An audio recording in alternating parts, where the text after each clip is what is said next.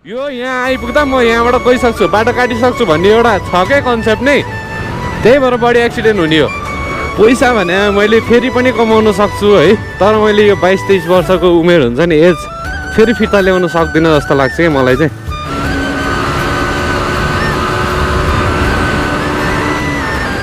अनि power part change गर्यो यताउता भनेर थिएँ होइन ब्रो होइन हिरो बनाइदिन्छ यार मलाई फेरि कपाल काटेपछि है।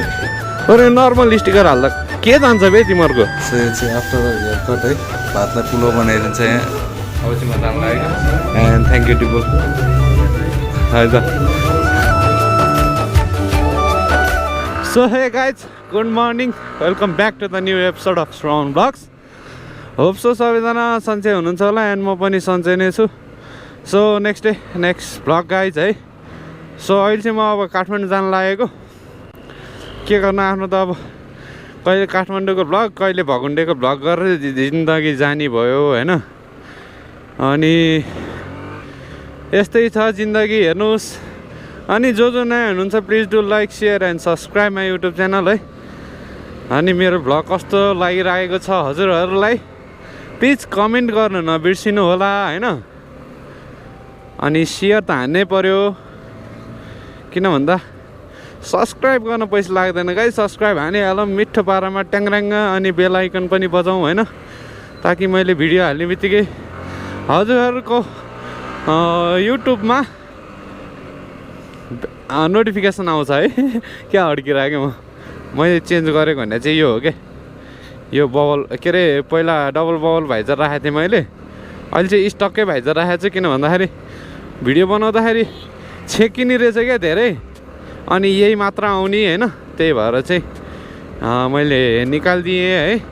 अनि big shout out to helmet smart Banepa, अनि हाम्रो विल्स अटो हब सत्य दाई र सञ्जीव दाई, धेरै धेरै माया हजुरहरूलाई। सो म चाहिँ मजाले जाँदैछु। मेरो बाइकमा तेल रहेछ त यार, मैले तेल छैन भने ठानेको नि त हो, म्याकुरी तेल रहेछ है, त्यही भएर मजाले जाऊँ।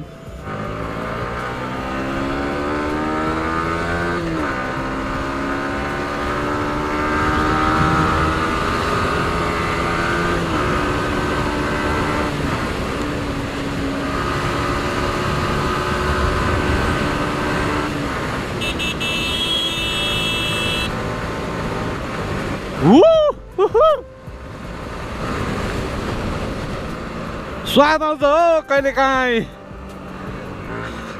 तर होइन अहिलेसम्म म एउटा कुरामा चाहिँ वाइल्ड नै नुब छु कि होइन। भ्लग बनाएको यतिका समय भइसक्यो है, त्यही पनि मलाई हुन्छ नि कुन एङ्गलमा लिँदा चाहिँ बेस्ट भिडियो आउँछ भन्ने अहिलेसम्म ज्ञान छैन क्या। जहिले नयाँ नयाँ एङ्गल हुन्छ मेरो, कहिले तलको धेरै देखिन्छ, कहिले मासतिर धेरै देख्छ होइन, कहिले काहीँ चाहिँ दामी आउँछ होइन भ्यू, अनि फेरि अर्कोचोटि हेर्दा छैन। माकुरी मेरो जिन्दगी ध्वस्त छ गाइज। लास्टमा जिन्दगी हुन्छ नि, लाइफ इज टु सर्ट होइन, अहिले के हुन्छ कसलाई केही थाहा हुँदैन है।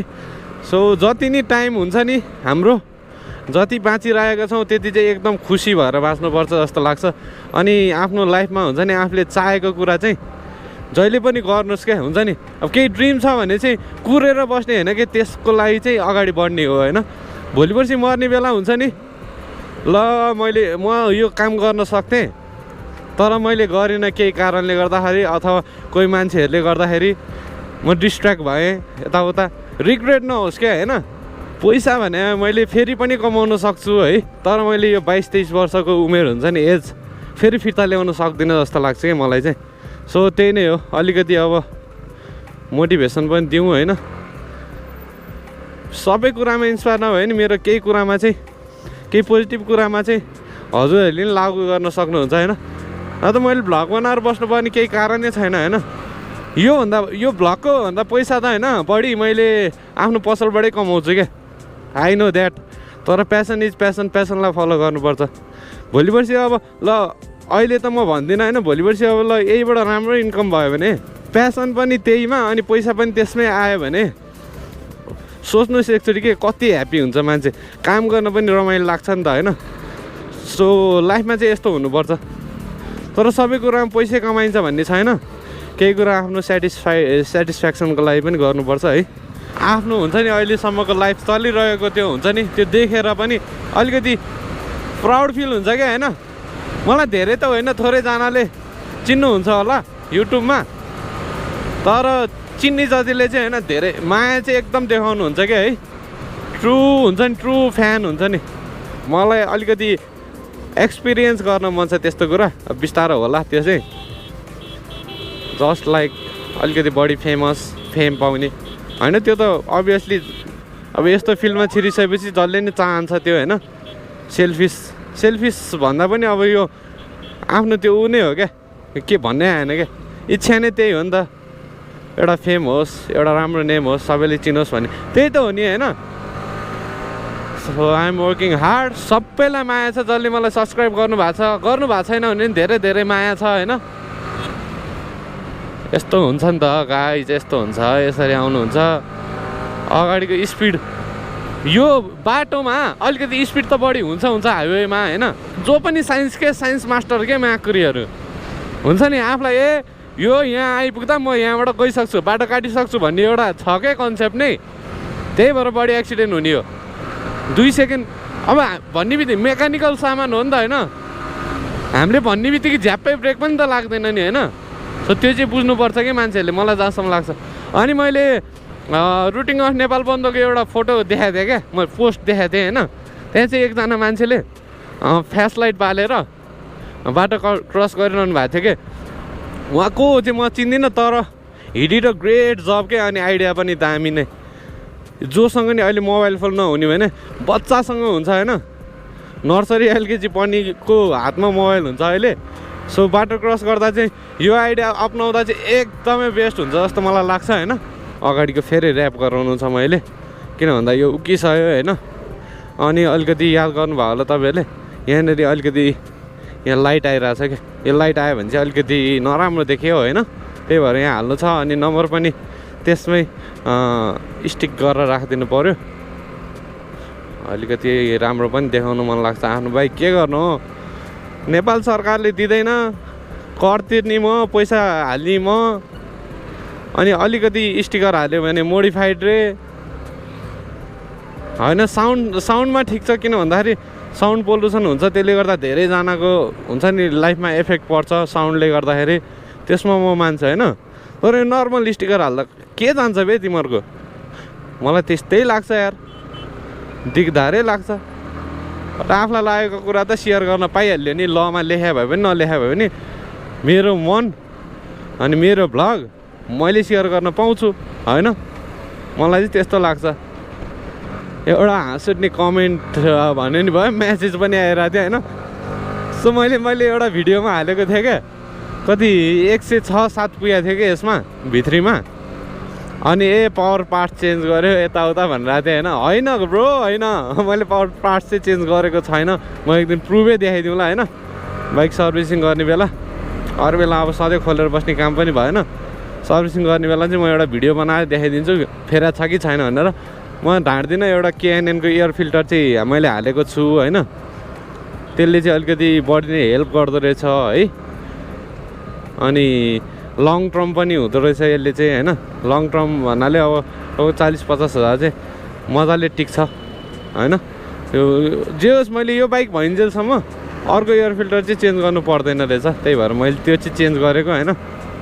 मैले अरू केही चेन्ज गरेको छैन गाइज, प्लिज विश्वास गर्नु होला मेरो। म नि अलिकति छक नै परिरहेको छु, 3 छक खाइरहेको थिएँ होइन, तर ठिक छ। So hey guys, good morning, welcome back to the new episode. भन्दा नि हिजोकै एपिसोड हो होइन गाइज। म हिजो काठमाडौँ गएको थिएँ, सानो काम त्यो भएन। अब बाइक बनाउनु जानु छ।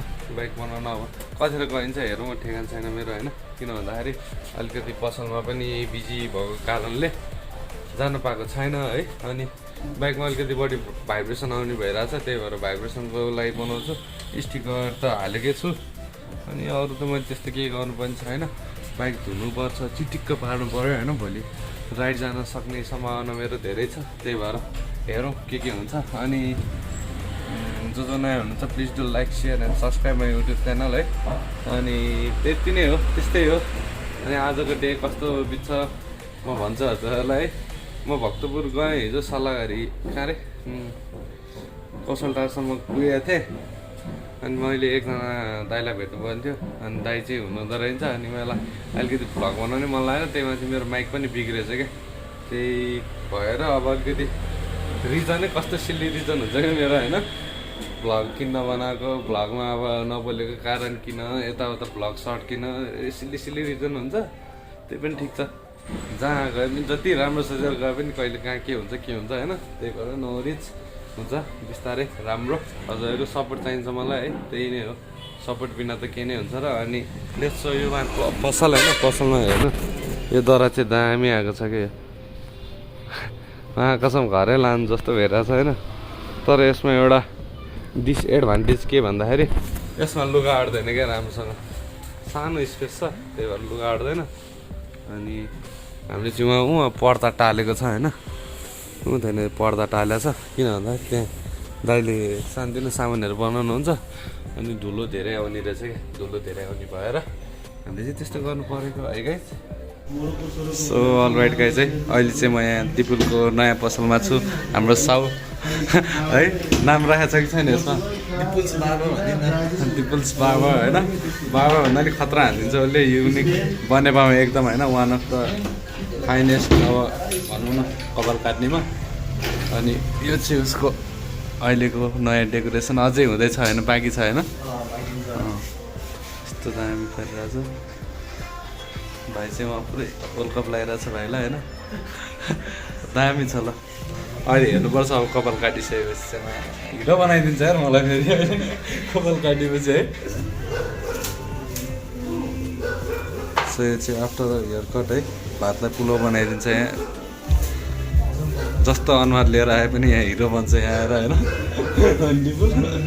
अलिक बढी भयो क्या हो ठिक छ अलिअलि हाम्रो नि अनुहार ठिकै छ डिपुले हेयर चाहिँ दामी बनाइदिइसक्यो होइन अब गर्लफ्रेन्ड भेट्न जानुपर्ने गर्लफ्रेन्ड छैन सो यो यहाँ चाहिँ एकदम मिलाएर गरिदिरहेको छ रेटहरू है सो त्यही भन्दै अब चाहिँ म जानु लागेको एन्ड थ्याङ्क यू डिपुल है त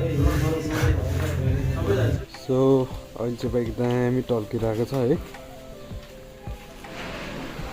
बवाल